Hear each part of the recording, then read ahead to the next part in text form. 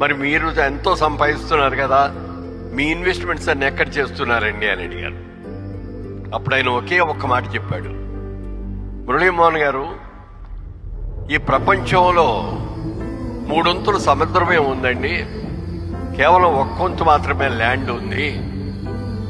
ఈ 1% ల్యాండ్లో డెజర్ట్స్ ఉన్నాయి, బోల్డెన్ చోట వాటర్ ఉండదు, అక్కడ బతకలేరు ఎవరు కూడా. అలాగే మంచు కొండలు ఉన్నాయి, అక్కడికి వెళ్ళి ఎవరు బతకలేవు. నివాసయోగ్యమైన స్థలాలు చాలా చాలా తక్కువ ఉన్నాయండి. ప్రపంచం యావత్తు కూడా జనాభా రోజు రోజుకి విపరీతంగా పెరిగిపోతుంది కాబట్టి రాబోయే రోజుల్లో ల్యాండ్కి విపరీతమైన డిమాండ్ వస్తుంది అన్న ఆలోచనతో నేను సంపాదిస్తున్న ప్రతి రూపాయి కూడా ల్యాండ్ మీద ఇన్వెస్ట్ చేస్తున్నానండి. నాకు అది ఆ చెప్పిన మాట నా జీవితాన్ని మార్చేసింది, నిజంగా చెప్పాలండి.